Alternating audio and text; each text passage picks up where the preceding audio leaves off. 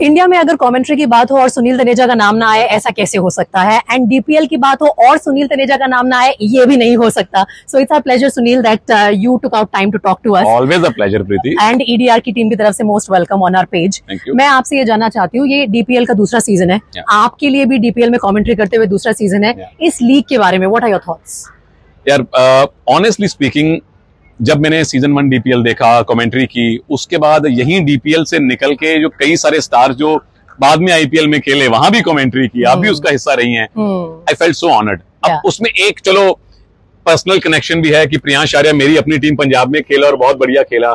जो personal connection नहीं भी है वो भी पर्सनल कनेक्शन लगते हैं. वही दिग्विजय राठी जब दोबारा से आके मिलते हैं, वही प्रियांश आर्या जब मिलते हैं, वो प्रिंस हम देखते हैं. मतलब more than half a dozen players. अब सबका अल्टीमेट एम इंडिया की जर्सी पहनकर ये आईपीएल खेलना होता है. तो आप एक लीग में खेलें, यहाँ टैलेंट स्काउट आपको देखे, फिर आप देश की, दुनिया की सबसे बड़ी क्रिकेट लीग में जाएं और हम उसका छोटा सा एक हिस्सा बने बीइंग एज अ ब्रॉडकास्टर. तो ऐसा लगता है कि यार इट्स एन ऑनर. हमने इनडायरेक्टली सही कुछ तो मतलब योगदान नहीं दिया, पर देखा जरूर है. एंड ऑल्सो आपकी बातों से साफ नजर आता है कि DPL is great news for talent in Delhi. अगर आप में टैलेंट है, आपको ये प्लेटफॉर्म मिलता है, तो फिर there is no limit, sky is the limit. अब मैं ईडीआर के लिए स्पेसिफिकली पूछना चाहती हूँ. You know they are the return of the champions. हमारा नारा है देख कौन आया वापस, क्योंकि हम चैंपियन टीम है, दोबारा चैंपियनशिप जीतना चाहते हैं. ईडीआर के कॉम्पोजिशन पे आप क्या कहेंगे? How do you find this team? Team is really good. मोटा मोटा आप कह लीजिए कि लाइक फॉर लाइक चेंज हो गया. हिम्मत सिंह आपके ट्रॉफी विनिंग कैप्टन अगर नहीं है तो अनुज रावत आ गए, जो हिम्मत से ज्यादा एक्सपीरियंस लेके आते हैं, जो आईपीएल खेले हैं, और वो भी आरसीबी जैसे टीम के साथ आपने टाइम बिताया है. पिछली बार टीम अलग थी, लेकिन प्रेशर हैंडल करना हिम्मत जैसा ही उनको आता है. और कीपर जब किसी भी टीम का कैप्टन होता है, वी ऑल नो कि वो टीम के लिए बहुत तगड़ा एसेट बन जाता है.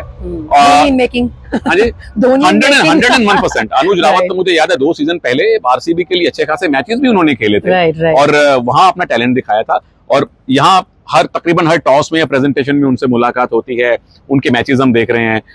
अर्पित और सुजल का जो ओपनिंग कॉम्बिनेशन है, फिर आपके मिडिल ऑर्डर में जो रावत बंधु हैं, मयंक रावत और अनुज रावत, और बॉलिंग में ए स्क्वायर, साथ में नवदीप सैनी, साथ में रौनक वघेला ने जिस तरह से एक मैच में 3 विकेट लिए हैं.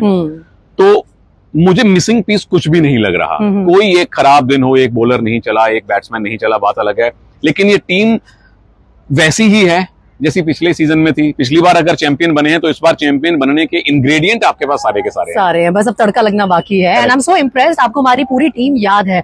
Great. I mean that is a sign of a good commentator and a good team also, जो लोगों के दिमाग में छप जाए. इनके साथ काम करने से पहले होमवर्क करना पड़ता है. नहीं, always a pleasure to stand next to you and talk cricket. लेकिन अब हाँ, अनुज रावत की आपने बात की, तो on a scale of 1 to 10, it's his first season as captain. बड़ी जिम्मेदारी होती है, और एक प्लेयर की ना अपनी नेचुरल प्रोग्रेशन में भी वो देखा जाता है, लीडरशिप रोल. तो on a scale of 1 to 10, how would you rate his captaincy, whatever you have seen so far? इसलिए नहीं कि आप दोस्त और आप ईडीआर की तरफ से सवाल पूछ रहे हो. मैं ऑनेस्टली उनको 8 नंबर बड़े आराम से दूंगा. मतलब 80% मेरे कभी स्कूल में नहीं आए. डिस्टिंक्शन क्या तभी हम स्पोर्ट्स में हैं. और आप डॉक्टर हैं बाय द वे, जो गलती से बन गए थे.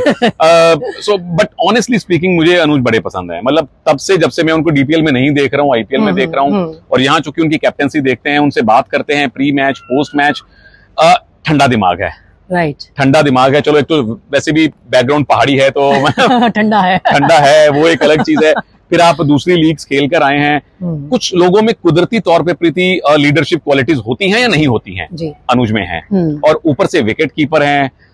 वो सारी चीजें मिक्स होके बड़ा अच्छा उनको कैप्टन बनाती हैं. द मोस्ट इंपॉर्टेंट थिंग, वो मिसाल बन के खेलते हैं. पहले 2 मैचेस में अगर आपने 50s जड़ी हैं, तो आप आंख में आंख डाल के अपने खिलाड़ियों को कह सकते हैं कि भाई तूने करना है. और वो ऐसे खिलाड़ी नहीं है जो आंख में आंख डाल के गुस्सा होंगे. वो बड़े प्यार से अपनी टीम को मैनेज करते हैं. जब भी बात करो, always very chilled out. No, this is what has impressed me also अनुज रावत के लिए ना. एक तो वो कैप्टन है who doesn't demand respect, he commands respect. और दूसरा वो जो cool head है, उनका जो temperament है, it's really very impressive for someone, you know, as young as him. Brings in a good mixture of experience and of course expertise. Final question, EDR की पूरी टीम में आपने मुझे गिनवा दी. Most promising talent आप किसे कहेंगे हमारी टीम में? यार हैंड्स डाउन जो पिछले सीजन में स्टार थे, मयंक रावत. मुझे अभी भी ये बात हजम नहीं हो रही कि पिछली आईपीएल ऑक्शन में किसी टीम ने क्यों नहीं लिया. मुझे स्टैट्स तक याद है, और ये मैं तैयारी नहीं करके आया, क्योंकि वो खेले इतने अच्छे थे. 289 रन, 289 रन और 11 विकेट. इससे अच्छा ऑलराउंड परफॉर्मेंस कोई क्या करेगा। May be a little bit work on his fitness, क्योंकि आजकल उस चीज को देखा जा रहा है।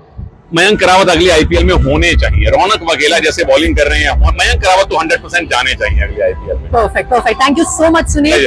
और मैं फिर से आपको तकलीफ दूंगी, अभी तो हम शुरुआती दौर में है आईपीएल के, लेकिन it's such a pleasure to talk to you. Thank you. Any time.